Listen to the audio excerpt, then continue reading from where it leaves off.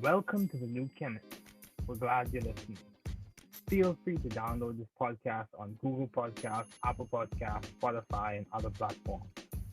Here on the new Chemist, we discuss chemistry, which simply put is the science of change, as well as careers, community, research, and COVID 19. We're happy you're tuning in.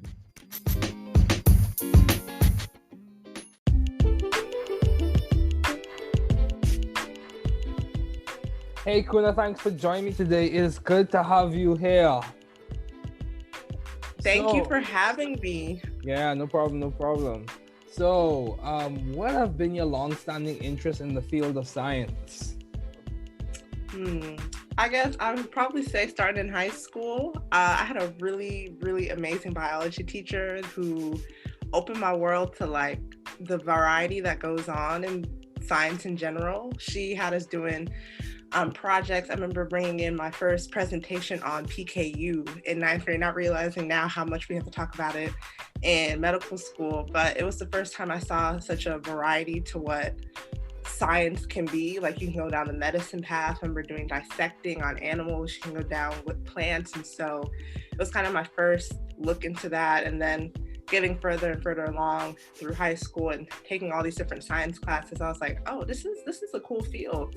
And then finally into college, I was in biochem, and they just shoved a lot of different science classes at you, but it really shows the variety that can go on into kind of how science is. Okay, so the thing that really, it sounds like you have a diverse interest in the sciences, because you can focus on several different things. And would you say that medicine is providing you that opportunity to engage in a diverse array of studies?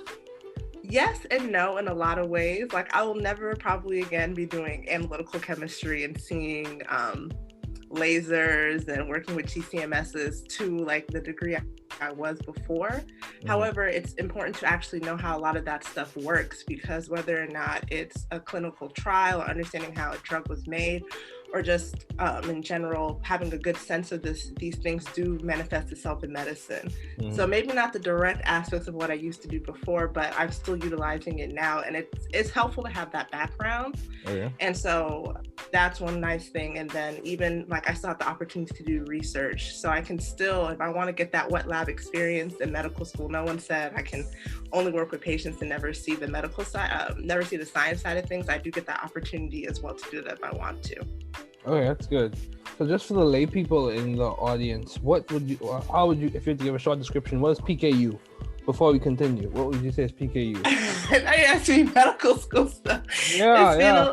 Phenylketonuria. It's like an issue, basically, how you process certain amino acids with tyrosine and phenylalanine. Mm-hmm. And so basically the patient, this is something that you can determine early in life. It's a autosomal recessive disease, and so when you do any of the genetic testing at the beginning of when a baby is born, they usually get like what's that thing called? I don't remember. It was like a baby, like when they take some blood from your foot and things like that. They prick your foot, right?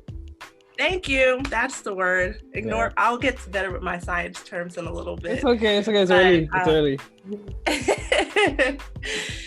You can see from there, and then they end up having to just have they can have a very normal quality of life. It's just you're gonna have to modify their diet with the certain types of food, especially meats, because a lot of meats have certain amino acids in it, and you just don't want that to be a situation. So you'll just have to modify their diet to work with that. But when I was in high school, it was just like, it was this and this and this. And then by the time I come to medical school, this is the biochemical understanding what's going on. This is how it's metabolized.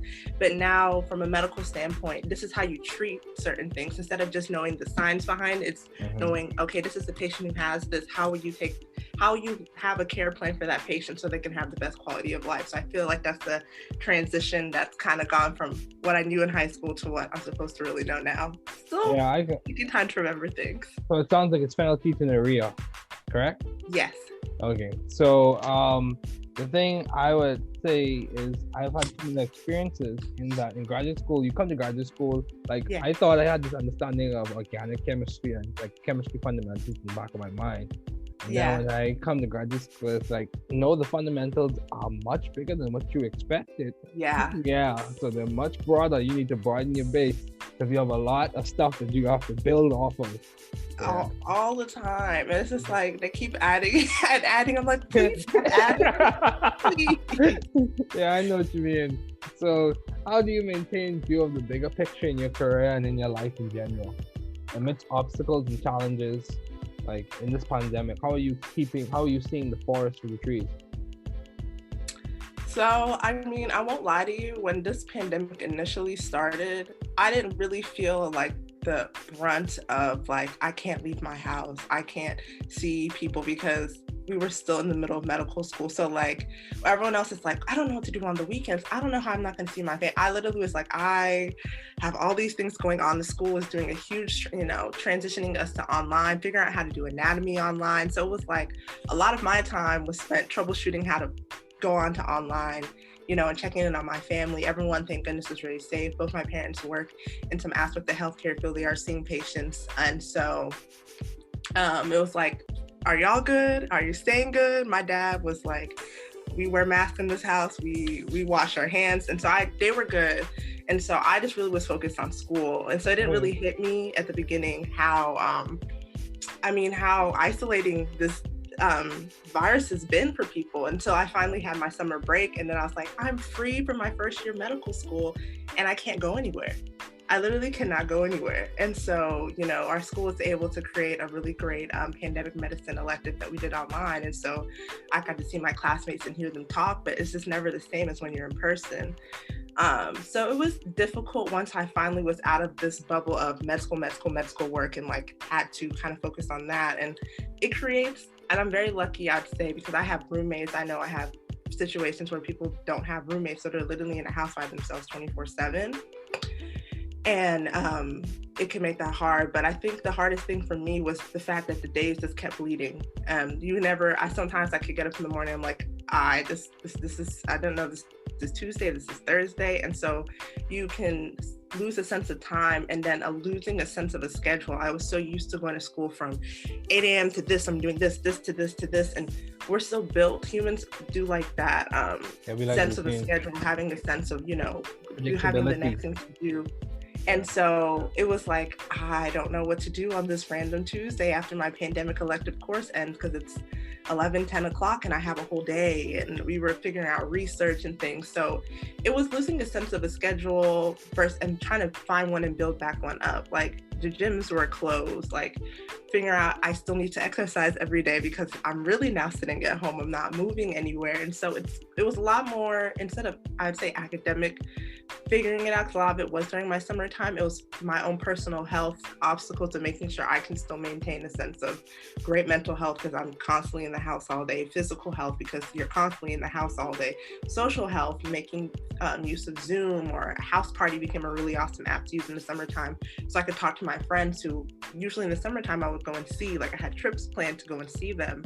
So it was really, I would say that was more of my obstacles. And then coming back into the fall when we started classes again, it was a little different because our school had found a way, we have certain things that had to be in person. So that kind of gave me my time to see some of my classmates and have a sense of the schedule again.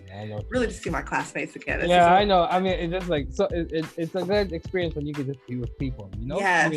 Yeah. It's such, we're social creatures. And so I'm a really social person. I really know people. Yeah. And so I'm sitting here, I'm like, what am I thinking about? I'm just sitting here thinking of my thoughts. So being able to finally come back to class and then still see people and then have a schedule again really kind of helped to take that blurb of the 2-3 months of the summertime where I can't even tell you about it because I don't even know what happened. Yeah, I know what you mean. What you mean, because people, when you get to interact with people, especially people who you enjoy hanging out with, yes, I think it invigorates you. It revitalizes you, and then it also adds some weight to what you like. You may be going through a rough time, or you may be going through a good time, but it helps to like sober you up, help you realize either your situation is not as bad as it seems, or like you're not as good as you think you are. So that they help to sober you up, definitely. So how have you been adaptive and creative in the field of science? What has been your creative niche What did you say? Is it the learning style? Yeah, way you approach content? So I'm one of those trial and error type of people. I feel like I've lived my life since college, because my tried and true ways of high school did not work at college, and it's always I kind of learn what I do, and I was never a big group studier at Tech. I don't really feel like I know a lot of other majors, especially engineering. You group studied, you did group projects. I think we had a couple group projects in biochem, so I was never like gung-ho group study. I had a good friend. We would study through a really difficult class, and it was worth it. But coming to medical school, having to lose this I shouldn't even use the word lose, because that's not what you're doing. You're gaining a new experience. Would say it's like I'm losing control on how I'm teaching myself by having someone else teach me. That's not what's going on. You're working together, two minds who have different, points of views or perceptions to how the information is being presented, and sharing and working together is how I consider group studying. I had to get over the idea of it can only just be me, but integrating group studying into how I learn the material, because the way people think about things, the way they say things, the way they come up with phrases to remember things, have really helped me in terms of how I take in information and how I can present that information and learn it and retain it. That's, I think, the hardest thing with medical school is they'll give you so much information, and you may get it by the quiz time, but 6 months later, if they ask you that same question, you're like, I don't know. But I still have phrases and things that I remember from my friends speaking to me about, and that's helped me to really conquer taking in lots of information. In terms of I guess that's my way of saying I've adapted. I don't know if I've really put my direct foot into the creations of science just yet. We'll hopefully, do something along the way, but I feel like in terms of how I've learned how to study and how I've learned to really embrace working in groups and taking information and getting it together in a group setting has been something that's worked a lot for me. Okay. So yeah. That's good. So are you involved in research? Yes, I am. So this is research round 2. I was trying to do a little bit different this time. I had my first experience in college and it was different, but now I'm doing research. It's basic science research, looking at corneal wound healing. It was very different from what I initially was thinking, but I wanted to try something out of my fields of interest. I came in very much interested in women's health and still am very interested. So I knew no matter what, I could always do that, but I wanted to delve into something else because medical school has just so many different specialties, just different things to do that I feel like I was doing myself a disservice without trying something different. So I do it with corneal wound healing and looking at how the innate immune system responds to corneal wound healing and how it better make, let me find the better words, it improves or worsens corneal wound healing whenever some type of trauma occurs. Okay, wow, that sounds deep. So that's like ophthalmology, right? Yeah. Ophthalmology. Mm-hmm. Yeah. So, how do you maintain a balanced life given all your responsibilities and accomplishments? How have you been trying to maintain a balanced life? Well, fun fact, you're asking me this now. A lot of my responsibilities have actually been removed off my plate. So the way our medical school works is usually during the second half of your first year into the first half of your second year. That's usually when you do a lot of your leadership roles, whether it's for instance, I was a clinic coordinator or doing SNMA, and then they transition it to the next group because by that point in your second year, you typically start studying for the STEP exam. So you don't have that same amount of time. And then from there, you're going into your third year and on. So right now I have a lot more time, but before I really tried to utilize my Fridays, they were my last Friday in my life. Whether it was hanging out with friends or just taking a moment to breathe. And I just tried to find ways to have fun in between the weeks. Usually Monday through Thursday, it was business only. Unless it was something impromptu or just a really cool meeting going on that I wanted to see, I would typically just try and spend a lot of time focus on studying, and then Fridays and occasionally on the weekends doing other fun things. Usually it was a lot of eating. Augusta, I thought it was a lot of chain restaurants, but I'm learning more and more. They're bringing a lot of new stuff in, and so like we did roller skate nights, we would go bowling. So I would just try and make sure, like, if I did my work like 9 to 5, Monday through Thursday, to make it to that Friday quiz or whatever I was doing, I give myself that time to take a break, or I go on walks after my quiz with my friends. We would just talk about how the quiz went, how the week's going, our goals, or like what's the next step that we're doing, just to like remind us of outside of medicine, what, you know, who we are as a person. Yeah, that's good.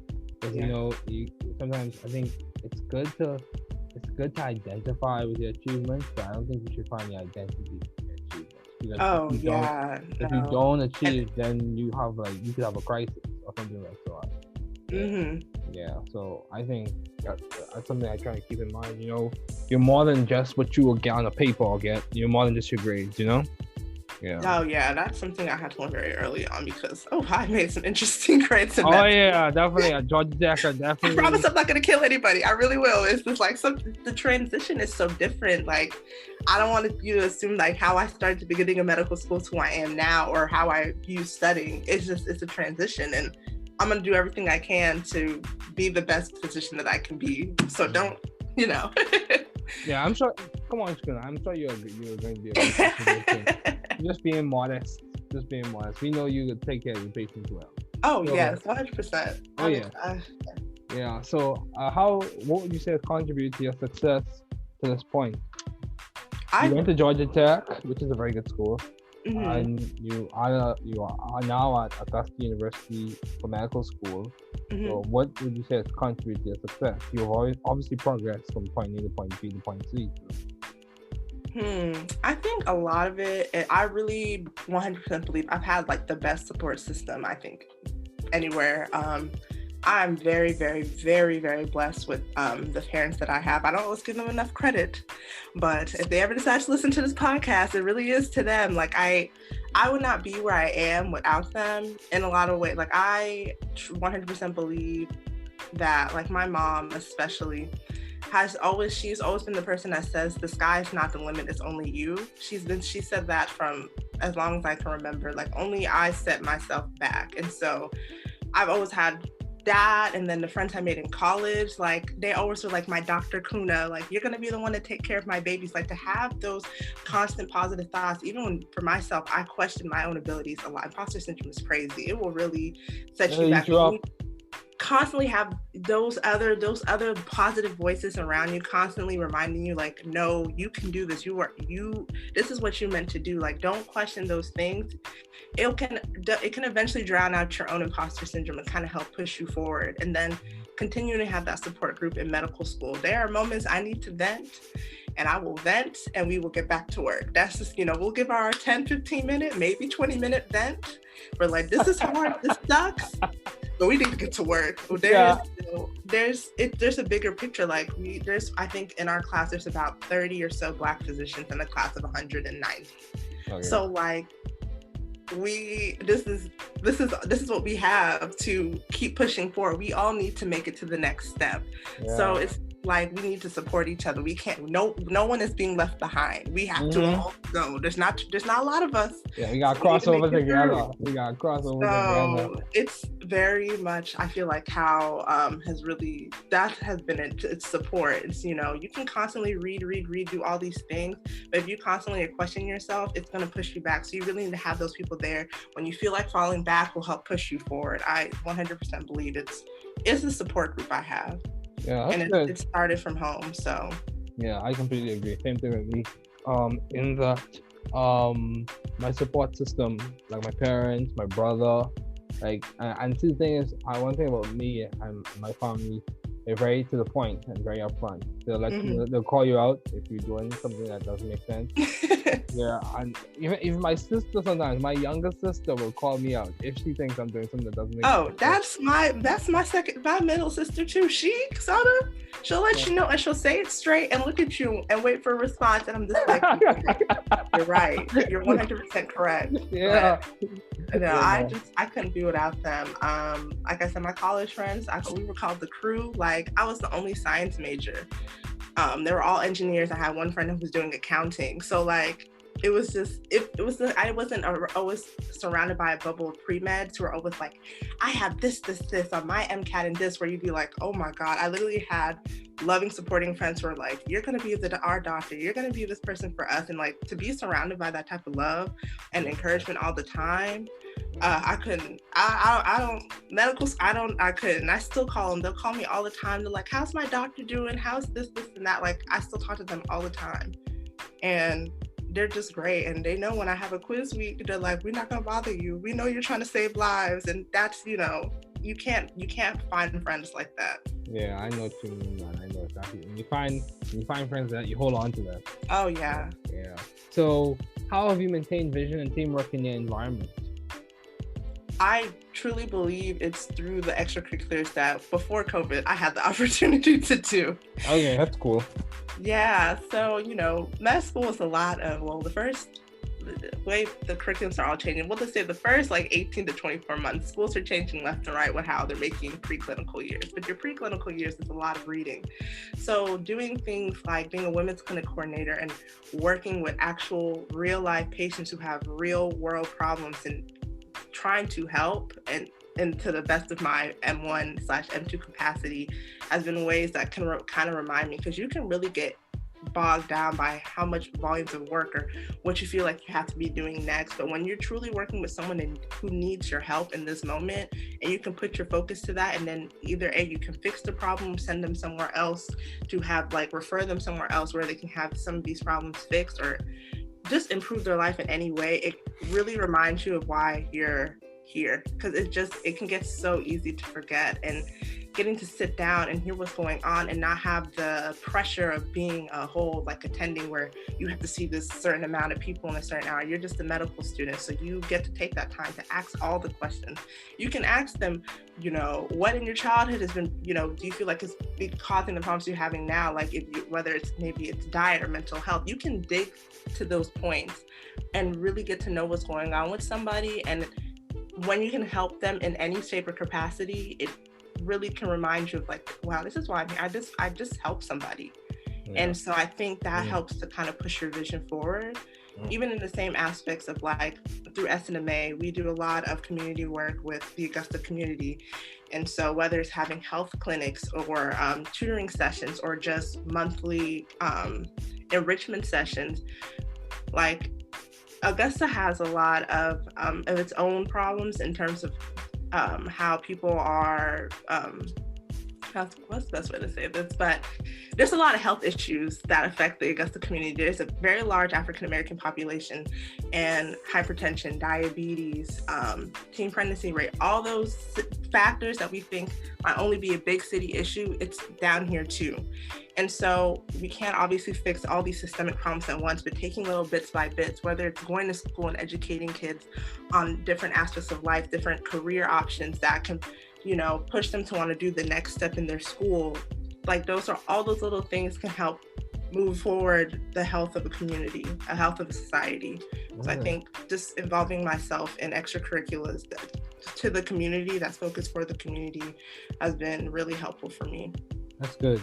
So, why did you choose biochemistry as a field to major in your undergrad years, and why did you choose medicine as the field to do your doctoral studies in?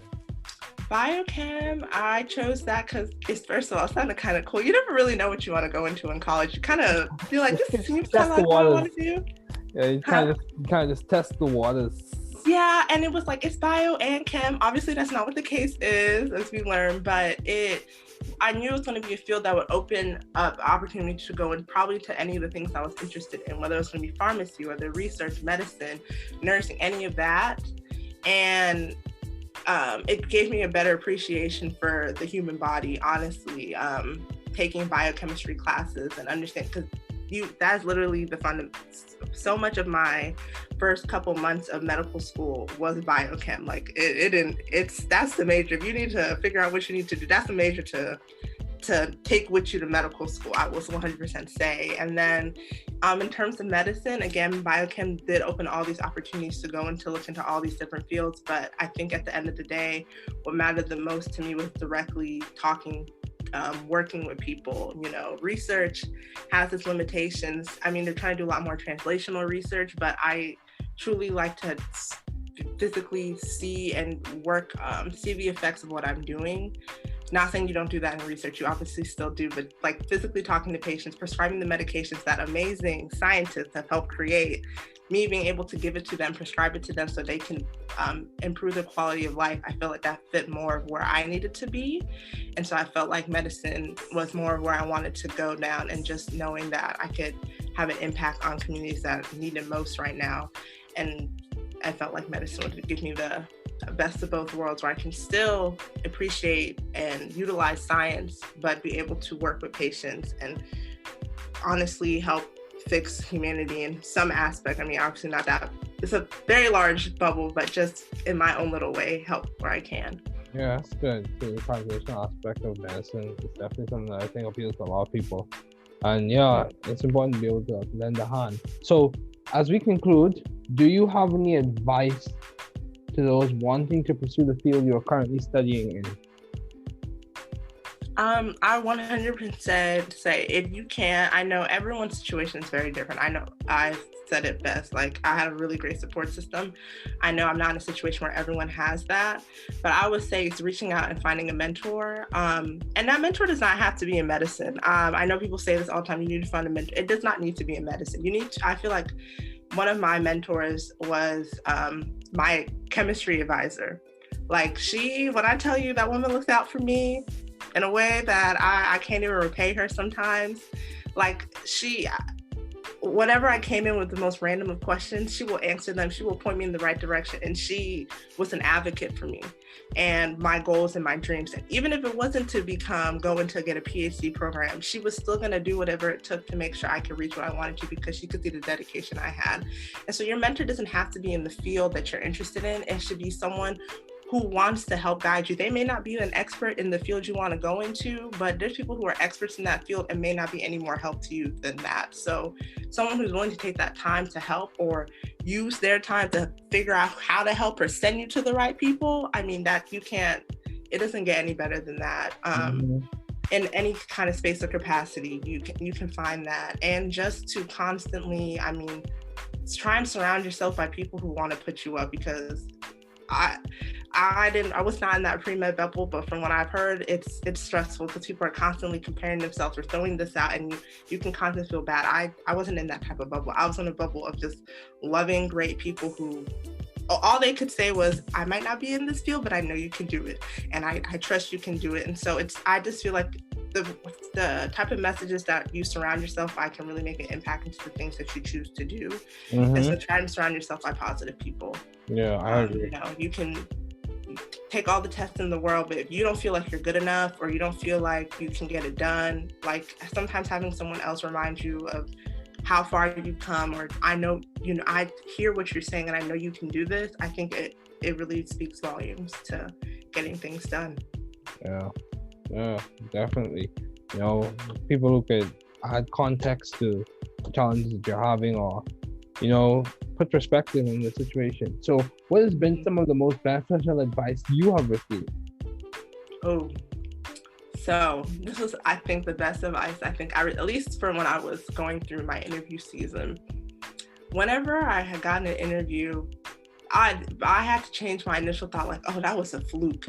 I had to change that, because I remember reading something where someone said, if someone is giving you an interview somewhere, it means you have met their cutoff. You are good enough today if they want to accept you to go to that school.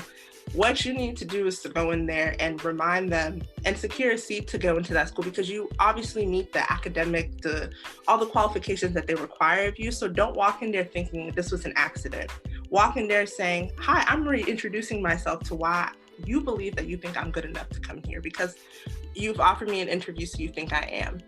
I think a lot of that really helped, especially because you go on these interviews. Again, I was never in a pre-med bubble, so now I'm meeting all the pre-meds who are now on their way to medical school, and it's still the same. I did this and this, and you're just sitting here like, I literally just breathed it today, and I just continued on my way. Like I No, I mean, it really could. Like, I remember I was one point, I'm happy for all these people, but sometimes, you get this nervousness where you feel you have to say everything to make yourself feel really, really good. And which is fine, but everyone is nervous. And so you might sit there and be like, wow, that girl went and did this huge fellowship or whatnot. I literally just got off my scribing job and I'm tired. Like, it can get really tiring. So I always had to come in. Sometimes I would come in like right before the interview would start, just because I needed to have a clear space. Like, you deserve a spot here. They obviously think you do because they offered you an interview. You just need to go in here, kill it, explain to them why you think you would be why you feel like you would fit best here. Like, you can fit in places, but you want to fit in the best place.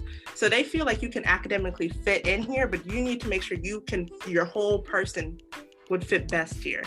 So walk in there and figure that out for yourself. This is a two-way interview. It's not just them interviewing you. You need to figure out for yourself, this is where you want to go. Mm-hmm. So don't get inundated by all the noise around you sometimes. Just walk in and remind yourself, I am good enough to come here. They offered me this interview. Let me figure out if this is where I want to go. Yeah, I agree. Yeah, man, you can't mind the noise. Like, good expression in Bahamas, don't mind the noise in the market, check the price of the fish. Yeah. Yeah, so you if you put your mind to do something, you have to be determined. You have to be surrounded by a good bit of people who can help you as you progress to your goals. So But I will say real quick with that, I've been lucky with that. I know everyone, like, I've met classmates who have had the roughest of times background wise, and they've made it here. And I think those are some of the strongest stories. Like, I haven't had great support systems. I've seen people come with much less who make it here, and to them, that's a huge accomplishment, because not everyone does get to have that. Yeah, definitely speaks volumes. Mm-hmm. Yeah, but Kuna, man, thanks for joining me today. It was good to have you on.